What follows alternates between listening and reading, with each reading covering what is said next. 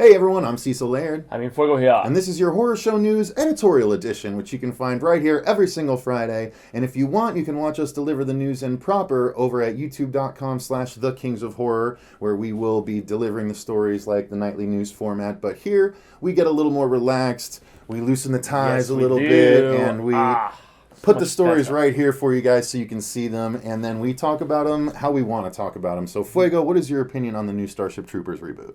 I'm worried.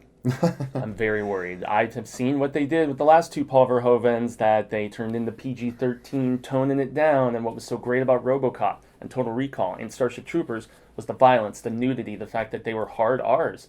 I'm worried they're going for a PG-13 mass market with this. If they do, it's going to be a big mistake.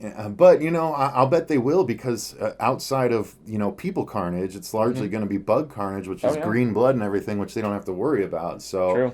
It is a little worrying. Actually, when I was writing the stories, I had written down 3 different red flags. The fact that it's the guys behind the Friday the 13th remake and the Baywatch reboot, I actually liked Friday the 13th, but the Baywatch one, who knows? It said it's supposedly going to be funny, but I don't know. And supposedly R-rated, too, from what I've heard. So. And then, the fact that it's the same producers as the reboot of Total Recall, that's a little worrying. That's worrying. And then the fact that it's going to be going back to the original source material as opposed to redoing the first movie's story, that can be a little worrying as well. I've read the book, and I love it. It starts out very epically with just a description of this guy, in a plane about to drop down onto the bug planet. It's very personal, but it's also really just filled with politics and stuff like that, which they turn more into satire in Verhoeven's hands. So I'm curious, but apprehensive. Yeah. Well, who knows? We'll see what happens. I will definitely watch it. I'm sure we both will, because we love seeing big creatures chomping on people, and as long as they have that, they'll have some of my money. So exactly. So I'm not going to be giving my money for the Dark Tower as soon as I was anticipating, which in this case I think is a good thing. To go from February 17th of next year to all the way in the middle of the summer, July 28th, more time for special effects to be beefed up, more time for a real promotional campaign. Did they believe in this movie more than they originally thought? I think they might have just been realizing that there was a lot of fan, excitedness or fervor for it. They must have been watching our news, frankly. I think so, yes. Gracias, Sony Pictures, for tuning in. And McConaughey, I want an autograph, homeboy, and I want you to sign it with, all right, L-A-V-I-N. But I think they're seeing that there's a bigger market for this than they were even giving it credit for, because they're not used to Stephen King properties having such a big market. This is the most epic of all of them, at least as far as the diehards go. Yeah, exactly. So I don't mind it. I think I have a hard time getting angry about delays in either movies or video games or books, because it's always done in the service of giving you a better product. Unless it's a finished product like The Rings or whatever. Amityville The Awakening, which has been done for a year and a half and still hasn't come out yet. Yeah, true. But, they started filming this in April, man, and they're supposed to edit it, post-production, turn it over by originally January. They originally said it was going to come out in January. I'm like, you guys are crazy. So, yeah, who knows? I'm happy for it. But the one other thing I got to mention is that apparently Netflix is double dipping. Besides Gerald's Game, they're also doing 1922, which I just actually read this book very recently, about a week or so ago. It's great. It's more psychological. Guy kills his wife. He talks his son into helping them, and then guilt builds. And it's pre-Depression era. It's takes place on a remote farm. So Thomas Jane coming back. He was so great in The Mist. Hell of an actor. I'm excited to see him working. What's interesting to me is that I think Netflix clearly watched Hulu's running of 11/22 to see about whether or not it would be worth it to invest in a serialized Stephen King show. And clearly it was worth not only approving 1, but 2 now. So it's interesting that Hulu thing was used as a trial run, because I haven't heard anything about a new Hulu Stephen King show. No, but that's because it was kind of more hit and miss, and I think maybe condensing it into one larger. Well, and there's just not the audience on Hulu that Netflix has. Nope, nowhere near, as Stranger Things has proven, and we're going to be talking about that later. So what's your next story, man? The next story is, of course, Stranger Things. Yeah, I knew it. I had a sixth sense about that. So there were some new casting announcements with Paul Reiser, Sean Astin, and Linnea Bertelsen, who that's is the only one a I newcomer from Denmark. And well, that's why then. yeah, exactly. But I'm excited. I mean, I don't know about Paul Reiser sort of filling in the new Doctor role because he's from the Department of Energy, which is where the evil Doctor from the first one was from. I can see him playing a character similar to Burke in the second Aliens movie, like a slimy kind of corporate guy. And that would actually make sense, right? Because that was 80s, and this is an 80s throwback. Yeah. So yeah, that would make a lot of sense actually if they did do that. And Sean Astin, I like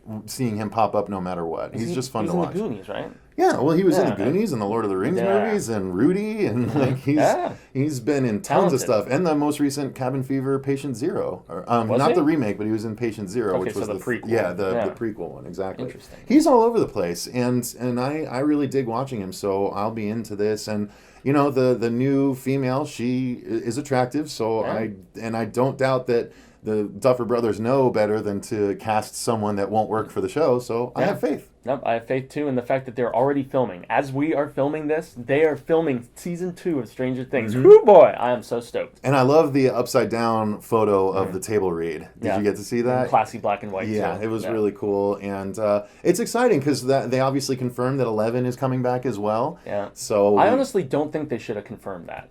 I think they should have just left it to mystery. I think it was a foregone conclusion anyway. But yeah, but they could have left us in anticipation and wonder and waiting. I don't think she's popping up right away, though. That's my prediction. No, definitely not right away. Yeah. Mm-hmm. Okay, so something that's not popping up right away, and I'm less excited now when it does. The Predator that Shane Black is working on, I was over the moon for initially. Then when they lost Benicio del Toro, they go with this third-level guy who's apparently on Narcos, and some people say he can act, but he's not a proven name. Even that last Predators movie had tons of talent in it.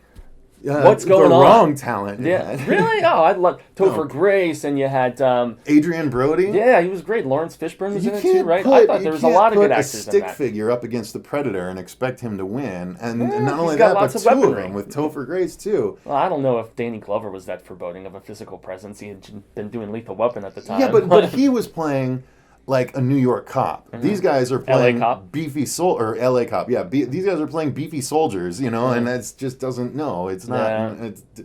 Anyway, I think I'm Benicio still excited for it. Great, man. Having just come off Sicario, he would have been badass going up against the Predator. I was disappointed with that departure. He's too old. He can't hang against I don't the think Predator. so. Come on. Olivia Munn, though, she's like a model turned gorgeous. actress. And she's beautiful. I don't think she can act much. She was Psylocke. She said like 5 things. Yeah, exactly. But it didn't matter. She was still pretty to look at. I'm just really worried. I have faith because it's Fred Decker and Shane Black scripting this. And, dude, whether it was Tales from the Crypt for Fred Decker or The Monster Squad that they both worked on, Night of the Creeps that Decker did himself. I think Fred Decker had to do with Split Second as well. I think he might have written that or something. I could just be pulling that out of my wazoo. But. Yeah, those guys are great, though. And so I had so much faith in originally, and it's been shaken a little bit. But, yeah, I'm more hopeful for this one than I am that Starship Troopers. But, hey, only time will tell. Well, I'll tell you one thing that I'm excited about. First off, it's to get back to watching the second season of Ash vs. Evil Dead because we've lapsed, unfortunately. But I was excited. To watch, damn it! I was excited to see that they put out a mobile game. Mm-hmm. They've put out Evil Dead games before, but this is the first Endless Runner game, which basically I'm not familiar with that, so explain. It basically means that it's a first-person perspective, and at the point I'm at right now, I've got a nail gun and an axe. I played with the boomstick once as a test run, but it's first-person perspective. You're in the cabin, and then you click on the door to open it, and then at the bottom left, the lady in the basement starts yelling and grabbing for you, and then you run, and you just run out into the woods, and deadites start running at you, and you have to collect little blood drops and new ammo because you're shooting deadites along the way or trying to avoid them. And it's basically how far can you get before they kill you. Okay. So it's not meant to be like a long turn at the beginning. So death is inevitable? Death is inevitable, but as you build your character, death gets prolonged a little bit more and more, and you get stronger and stronger, and you can kill more and more deadites. So if you don't mind that bit of sort of grindy feeling game. I mean, that's what a lot of mobile games are nowadays anyway. Well, it's free, right? So you can't argue with the price tag. Yeah, exactly. So it's been pretty fun so far. Well, speaking of arguing, I'm sure everyone's going to have an opinion about the fact that they're remaking an American Werewolf in London, but the fact that John Landis' son Max, who I actually really like some of the ideas I've heard him pitch that didn't even come to fruition, let alone the stuff that he's actually done. Like, I loved Chronicle. I thought American Ultra was very underrated. It wasn't great, but I had fun with it. We both did. We reviewed it on my channel in Fuegotainment. So haven't watched Victor Frankenstein yet. I haven't either. But I do know that he's an excellent writer because he wrote the, I think, 7 or 8 issue series Superman American Alien that just came out this year. And it was fantastic, widely accepted as one of the best Superman stories in recent history. Yeah. Like, and he's always been a huge Superman fan. He actually came to... He did a short movie of the death and rebirth of Superman? It wasn't a short movie. He did a rant video. It was essentially a long rant where he's sitting in, like, if I recall, I only watched it once, but he's in like a white room and he's sitting on a stool and he's just has his glass of water or some kind of drink and he's talking to you, telling you why the death of Superman is like this great thing, I think they implied it was vodka because he was getting like angry. Yeah, he was. Yeah, that might be right. He picks it apart, and it was a really great video. But then he also just started a new comic series called Green Valley, which I read the first issue of, and that's really excellent. Yeah, he's a busy guy. He's a busy guy. He's talented. Problem is, he turns a lot of people off personality-wise. He's eccentric. He's very wild. That's one way to put it. Yeah. Another way to put it would be entitled. Director's son, famous father, that sort of thing. But because I've heard some stories. I listen to a lot of podcasts, and I've heard some stories about him trying to get into clubs and things like that, and pulling the "Do you know who I am" sort of card. His behavior on Screen Junkies and other shows I've watched on YouTube. It's I think he's growing. See how it's off-putting. I think he's growing, but he's got a lot of talent. I think he did soak up some from his father. Absolutely. So, I'm curious about this project. I will totally see it. I'm not going to hate on it the way a lot of people probably will. No, I'm not either. And plus, it's a new good werewolf movie based on one of the most classic ones. And you know what? Hate me if you want. Kill me in the comments if you want. But I liked American Werewolf in Paris.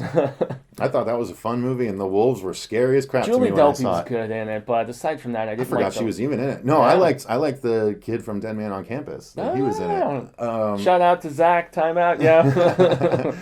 But yeah, so there you go, guys. I think that's going to cover pretty much everything for this week's news editorials. This was a fun bit of stuff to cover this week. I enjoyed it, man. Definitely. So thanks very much for watching. Let us know what you guys think of this week's news stories in the comments down below. Let's get a little conversation going. We'll chat back and forth and tell you why we're right and you're wrong. Yes.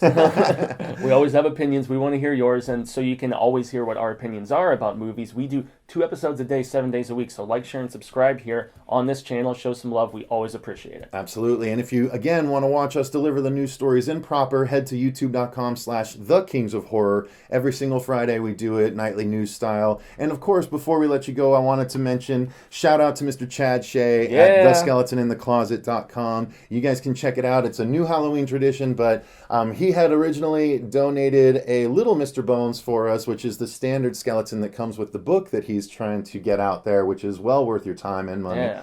He sent us a 3-foot-tall Mr. Bones, which is going to be a lot of fun for us on the channel. He's going to be popping up in random episodes here and there, and maybe adorning this desk if he doesn't take up too much of our vision. Yeah, I think he's pretty cool, though. He got a little skelly and then Big Daddy Bones, man. Exactly. Gracias, Chad. Check him out. Thanks, Chad, very much. But I think that's going to do it for this week, you guys. Thanks very much for watching. I've been Cecil Laird. Gracias, I've been Jaime Fuego. Until next time, remember, stay scared.